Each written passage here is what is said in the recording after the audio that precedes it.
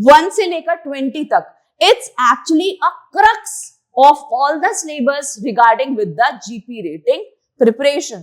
तो आप future sellers हैं, उसमें बहुत ज्यादा वेटेज करेक्ट सिलेबस का होता है, क्योंकि बोला जाता है बेसिक 10th आपकी आती है, पर बेसिक 10th में भी ये सारे के सारे टॉपिक्स बहुत इंपॉर्टेंट है। हे फ्यूचर सेलर्स, ये वीडियो तुम लोग इसलिए देख रहे हो क्योंकि तुम्हें प्रिपरेशन करनी है जीपी रेटिंग की। जीपी रेटिंग की प्रिपरेशन में सबसे इंपॉर्टेंट है इंग्लिश बोलना, इंग्लिश लिखना, पर उसका सिलेबस के बारे में आज हम इस वीडियो में जाएंगे, तो इसको प्लीज एंड तक बिना स्किप करे, बिना अपनी जो आप लोग 2x 1.5x कर देते हैं उसको करें, ध्यान से नॉर्मल जोन में समझना। हेलो प्यारे बच्चों, जय हिंद, जय भारत, जय माता दी। अगर आप जीपी रेटिंग की खुद से तैयारी करना चाहते हैं तो मर्चेंट नेवी स्टार्ट ऐप अभी के अभी डाउनलोड कीजिए, क्योंकि ये आपको एजेंट से बचाएगा और सही कॉलेज में पहुंचाएगा। अगर आप घर पे रह के तैयारी करना चाहते हैं, खुद से करना चाहते हैं, तो ये हमारी बुक है जीपी रेटिंग की। आप ये किताब बाय कर सकते हैं mypustak.com से, लिंक डिस्क्रिप्शन बॉक्स में। और अगर आपको लगता है कम्युनिकेशन स्किल पे काम करना है, TS Rahman, NUSI Goa, Great Eastern, 700 जैसे टॉप नॉच कॉलेजेस में जाना है और खुद से नहीं हो पा रहा है, तो SMBD marine academy offline coaching में आइए। यहाँ से बहुत सारे अमेजिंग रिजल्ट्स रहे, आपका भी आ सकता है। मॉक टेस्ट से लेकर लगातार पढ़ाई बैंड बजा देते हैं, लेकिन रिजल्ट आता है। Take care. क्योंकि यहाँ पर हम बात कर रहे हैं जो कॉलेजेस की, उसमें हम किसको रिकमेंड करते हैं? SCI, NUSI Goa, fleet management, IMI Noida, as well as आपका TS रहमान। क्योंकि 7 आइलैंड्स और ग्रेट ईस्टर्न तो ITI वाले बच्चों के लिए, जिनमें ट्रेड इंपॉर्टेंट क्वेश्चंस और आपकी basic knowledge regarding with communication interview के पर्सपेक्टिव से जरूरी है। तो अभी जो हमारे पास 4 टारगेटेड कॉलेजेस हैं, उनके नाम है TS Rahman, SCI, NUSI and fleet management. अब बेटा ध्यान से ये वाली बात समझना, नुसी गोवा पूरा का पूरा सब्जेक्टिव होता है, और ये सारा स्टैट्स मैं आपसे शेयर कर रही हूँ रिसेंटली जो एग्जाम्स हुए हैं उसके हिसाब से। उसके लिए भी कि उसके कितने मार्क्स है, उसकी क्या एलिजिबिलिटी है, उसके हमने अलग वीडियोस बनाए हुए हैं। पर अगर इन चारों कॉलेजेस को एक साथ कंपैक्ट कर कर हम देखें कि किस तरीके से हमको कौन से टॉपिक्स कवर करने हैं, तो ये ध्यान से समझना होगा। यहाँ पर देखो पूरे के पूरे इट्स 20 टॉपिक्स, जिसका मैं एक आपको ग्लांस देती जाऊंगी। सबसे इंपॉर्टेंट है आपका parts of speech. Parts of speech में हमारे को पता है 8 पार्ट्स ऑफ स्पीच हैं, पर अगर जिनको नहीं पता है, आने वाले टाइम पे या हमारे हैं भी वीडियोस जिसमें you get to know about कितने पार्ट्स ऑफ स्पीच हैं और उनको क्या एक्सप्लेनेशन है। Parts of speech, sentence and its type, sentence वाक्य का और उसका टाइप, ये भी 2 वेराइटीज में चेंज होते हैं। एक होता है सिंपल कंपाउंड, एक और दूसरा होता है पर्पस के हिसाब से। क्योंकि जो हम बात कर रहे हैं वो सारे सेंटेंसेस ही तो हैं, पर समझ में आ रहा है? क्वेश्चन मार्क, ये कौन सा सेंटेंस हो गया? इंट्रोगेटिव। अरे वाह, वीडियो अच्छी लगी, ये कौन सा हो गया? It's exclamation. Yes. Subject and predicate, most important thing. Subject जिसके बारे में हम बात कर रहे हैं, प्रेडिकेट क्या बात कर रहे हैं, वर्ब के साथ subject predicate. Phrases and clauses, the most important one.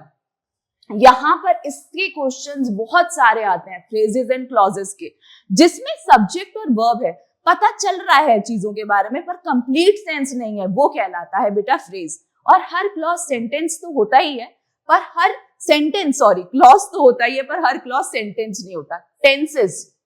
Tenses ही सबसे ज्यादा बेस है आपका ग्रामर का, जिसमें बहुत ही डिटेलिंग से, क्योंकि जो क्वेश्चंस आते हैं टेंसेस से, वो कैसे आएंगे एरर फाइंड आउट करने के, वो कैसे आएंगे सेंटेंस को सही तरीके से पढ़ने के। अगर आपका टेंस क्लियर नहीं है तो ना आप एक्टिव पैसिव कर सकते हैं, ना डायरेक्ट और इनडायरेक्ट। यहां पर आया मोडेल्स। मोडेल्स कैन, कुड, शुड, ये सारे के सारे हमारे क्या हैं? मोडेल्स। ये जैसे मैंने आपको बताया, if your tense is not clear then it's not possible to give a glance look in active, passive and direct, indirect. अब हम बात करते हैं subject verb agreement, very important.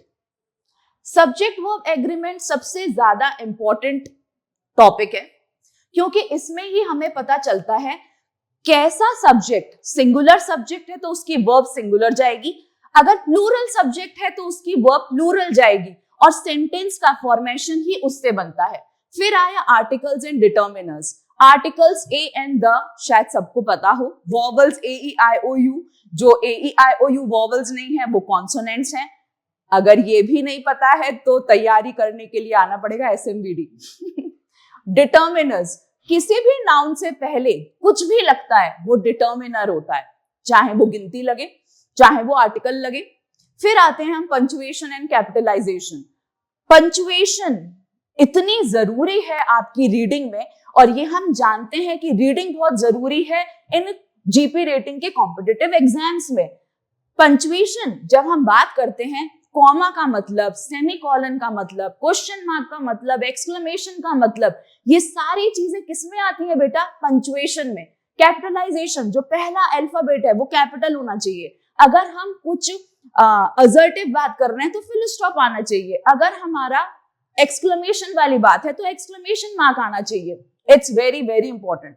Word formation, हो सकता है बहुत सारे बच्चे इसको पहली बार सुन रहे हो, पर जिनने TS रहमान का क्वेश्चन पेपर अटेंड किया होगा उनको ये पता होगा कि एक रूट वर्ड आता है, जो रूट वर्ड है वो मेन वर्ड है। अगर उसके आगे कुछ लग जाएगा तो वो कहलाता है प्रीफिक्स, अगर उस वर्ड के पीछे कुछ लग जाता है वो कहलाता है सफिक्स। डिटेलिंग्स में हम जरूर करेंगे, कमेंट देना। डिटेल वीडियोस जिसका भी चाहिए होगा उसका पूरा डिटेल वीडियो भी आप तक पहुंचाया जाएगा।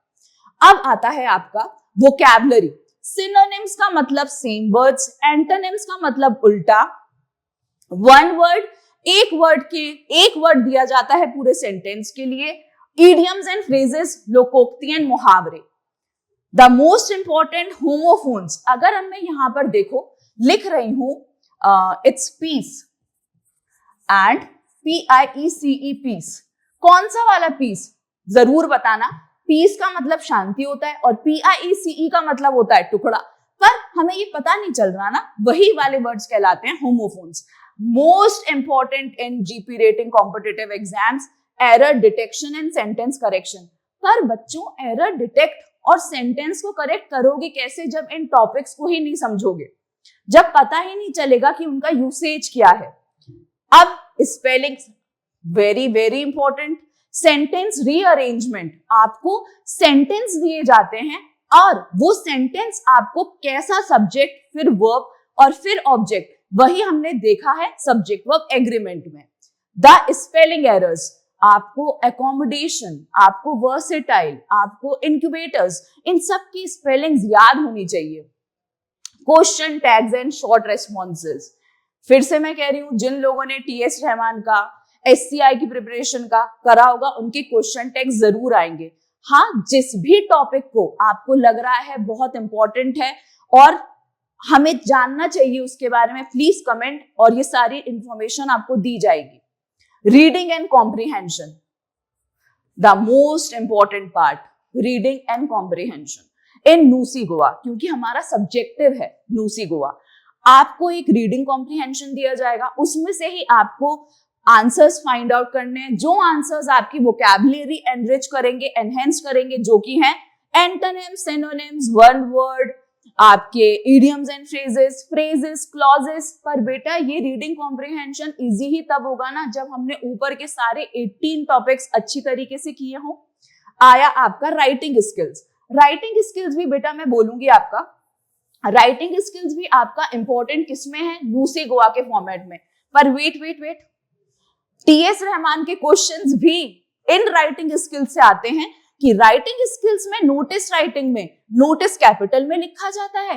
तो इसका मतलब ये नहीं है कि ये सब्जेक्टिव वाला केवल notice writing, message writing, essay writing, paragraph writing आपका न्यूसी में ही काम आएगा, नहीं। TS रहमान का आपका स्ट्रक्चरल फॉर्मेट के तौर पर MCQ बेस्ड क्वेश्चंस आ जाते हैं। अंडरस्टैंड? तो ये सारी चीजें जो आपने अभी देखी 1 से लेकर 20 तक, it's actually a crux of all the syllabus regarding with the GP rating preparation। तो आप फ्यूचर सेलर्स हैं, उसमें बहुत ज्यादा वेटेज करेक्ट सिलेबस का होता है, क्योंकि बोला जाता है बेसिक 10th आपकी आती है, पर बेसिक 10th में भी ये सारे के सारे टॉपिक्स बहुत इंपॉर्टेंट है। जिन टॉपिक्स में भी आपको लगता है आपको गाइडेंस की जरूरत है, कमेंट करो। समझने के लिए SMBD ज्वाइन करो।